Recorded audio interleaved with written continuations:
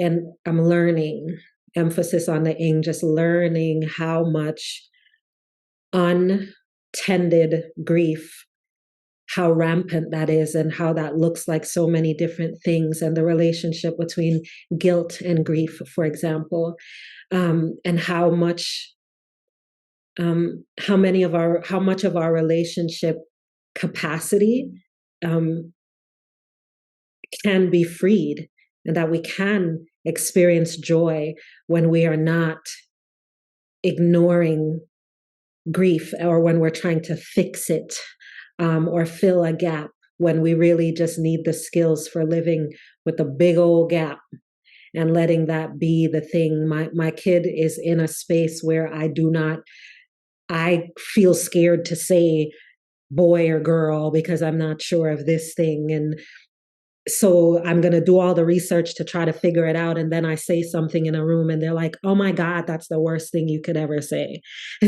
Right. And then that can happen not with a kid, as we're doing all of this work around belonging and inclusion and all and equity work.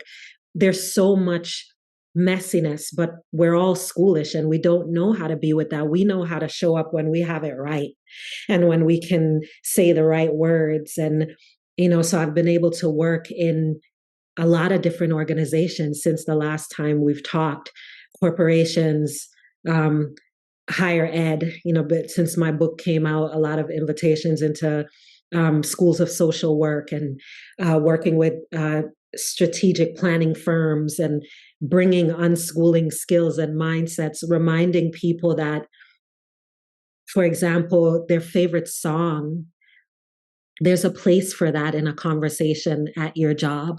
There's a space to create a cookbook together on the weekends, and it actually can allow for a different experience together when you're producing, when you are allowed to be more human in a space. And so that joy comes on the other side of the grief of, oh, I'm not going to show up like the perfect person. They know that I forgot to do whatever today. Yeah, but if we had a different relationship to that than shame or guilt, how differently might we show up? What is available in that space? So there's this suite, SUITE, of tools and toys, as I think Rehumanizing is where I've heard that term of tools and toys, that I still call accelerated intimacy, AI, like the other AI. And it's this idea that when we walk into the room, my paper doll is in another room, but we're flat. We're this one thing. Hi, I'm Dr. Such and Such. Hi, I'm Lynn Frazier. I have these accolades. Hey, it's like this.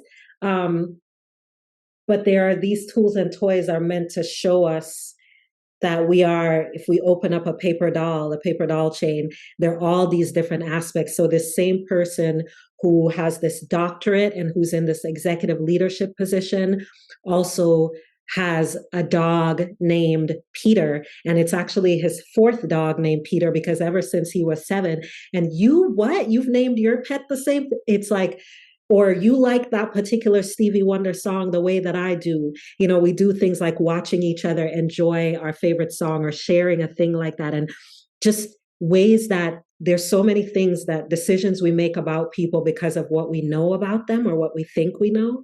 But sometimes what we don't know about someone can actually soften our willingness, or allow us to offer appropriate grace, or to be able to release the expectation that they're going to show up a certain way because of something as simple as what food combination they like that you like, that people think is super weird, and you stand for chunky peanut butter all day no matter what, and only one other person in the room does too.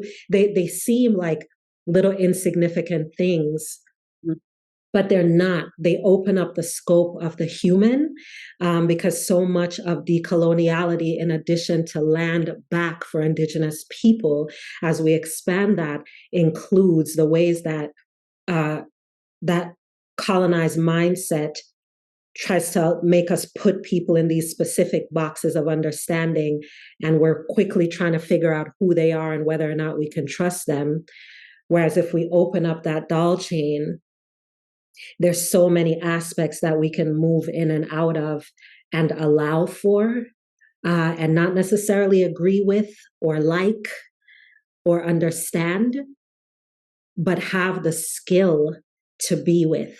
Like how can we be more of ourselves together in these times when there is already a flattening of understanding of people and a willingness to come together a little messily, a little bit more than usual. The gatekeepers are really going away, and we're finding the need to rehumanize our relationships. This is Lynn Fraser. Join us for the 2024 Radical Recovery Summit, January 12th to 21st. RadicalRecoverySummit.com.